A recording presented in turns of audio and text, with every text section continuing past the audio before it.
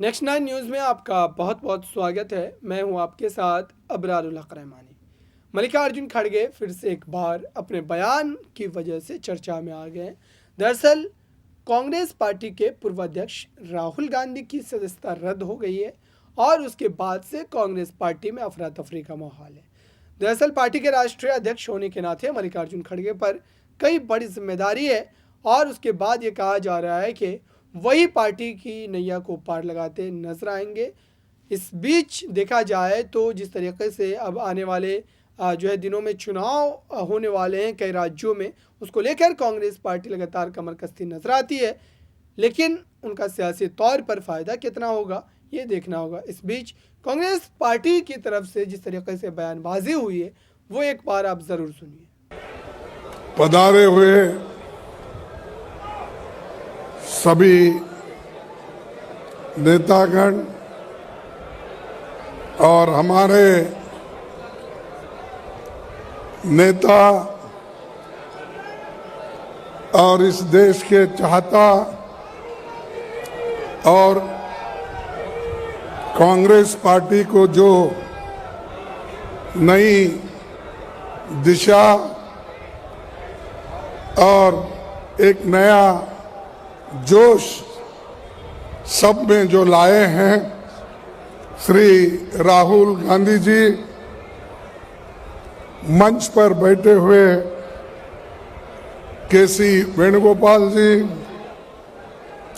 शक्ति सिंह गोयल जी, उदयभान सिंह अध्यक्ष जी और भूतपूर्व मुख्यमंत्री श्री भूपेंद्र सिंह हुड्डा जी, दिग्विजय सिंह जी, शैलजा जी, रणदीप सिंह, दीपेंद्र सिंह हुड्डा जी, DK शिव कुमार जी, किरण चौधरी जी और यहाँ पर मंच पर बैठे हुए मेरे पूरे साथियों और यहाँ जमा हुए भाइयों बहनों, युवा मित्रों, मेरे किसान भाइयों, आज की ये यात्रा भारत जोड़ो यात्रा पानीपत में इतनी विशाल सभा हो रही है। ऐसी बड़ी सभा जो आयोजन किए हैं उस तमाम कांग्रेस पार्टी के नेताओं को मैं अपना धन्यवाद देता हूं। और ये पानीपत हमने इतिहास में पढ़ा है कि पानीपत में हमेशा युद्ध होते रहे और यहाँ से हमेशा होते रही और ये भूमि का गुण है कि लड़ाई करना और जीतना। वैसा ही आज भारत जोड़ो की जो लड़ाई है और हमारे नेता राहुल गांधी जी जो पादयात्रा अब तक 3000 किलोमीटर तक पूरा किए हैं और आगे अभी 300-400 किलोमीटर बाकी है, वो जल्द से जल्द कंप्लीट होगा और जम्मू और कश्मीर में जाकर वहां पर तिरंगा झंडा फैलाएंगे। और ये उनका ये साहस और उनका ये धैर्य देखकर सबको अचंभा हुआ है।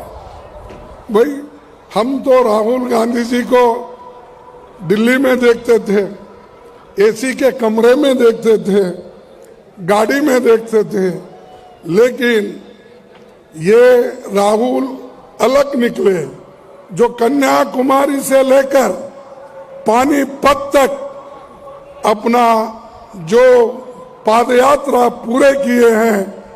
ये इससे देखिए वो ठंडी में, पहले बारिश में, धूप में, हर तरह के सीजन में उन्होंने चलते रहा और उनके पीछे जो हमारे भारत जोड़ो यात्री हैं वो भी चलते रहे। इसीलिए मैं उनको बधाई देता हूं और ये जो उन्होंने हमारे युवकों में धैर्य साहस दिलाया है ये बहुत बड़ी बात है। लेकिन ये सब जो कुछ हो रहा है ये किसके लिए हो रहा है कि जनता को जो पीड़ा हो गई है और जनता का जो पीड़ा है उसको दूर करने के लिए, जैसा कि आज महंगाई बढ़ी है, महंगाई इतनी ऊपर चले गई है कि उसको सरकार नीचे लाने की कोशिश ही नहीं कर रही, क्योंकि उनको फिक्र नहीं है। वो हमेशा बड़े लोगों के साथ रहते हैं और उनको इस जो कीमतें इतने ऊपर चले गए, जो हमारे आवश्यक वस्तु के कीमतें इतने ऊपर, गरीब आदमी कोई उसको छू नहीं लेता या उनके सारी चीजों को अपनी पूर्ति नहीं करता। ऐसे एक वक्त इन्फ्लेशन, इस इन्फ्लेशन के खिलाफ उनकी लड़ाई है। दूसरी लड़ाई अनएम्प्लॉयमेंट। अनएम्प्लॉयमेंट 45 यानी 45 इयर्स में इतना बड़ा अनएम्प्लॉयमेंट कभी नहीं हुआ।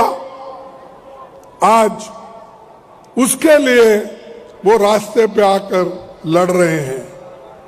आज देखिए हर जगह युवा डिग्रियां लेकर बहुत से engineers, doctors, MBA, MA, BA, BEd होकर रास्ते पे गिरे हुए हैं।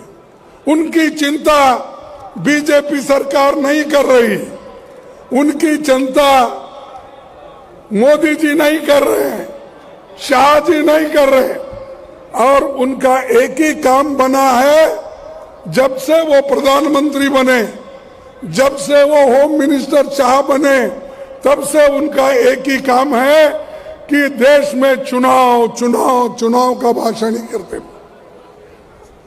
देश के बारे में उनका सोच कुछ नहीं है, युवकों के बारे में उनका सोच नहीं है, इन्फ्लेशन के बारे में उनका सोच नहीं, देश के आर्थिक परिस्थिति के बारे में उनका सोच नहीं है।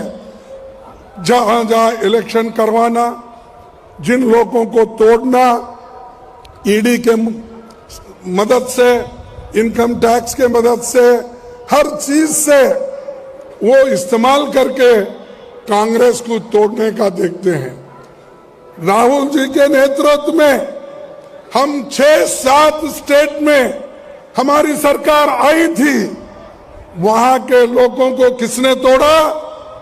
किसने तोड़ा? बीजेपी के लोगों ने तोड़ा। किसी को पैसे देकर, किसी को लालच देकर, किसी को भड़का के, किसी को मिनिस्ट्री देकर, ऐसे चीज करके, और किसी को ईडी का डर दिखा के, इनकम टैक्स का डर दिखा के उन्होंने सारे सरकारें तोड़ दी। बात तो डेमोक्रेसी की करते हैं, लेकिन करते क्या है? डेमोक्रेटिकली जो चुने हुए सरकार है उनको एक एक करके।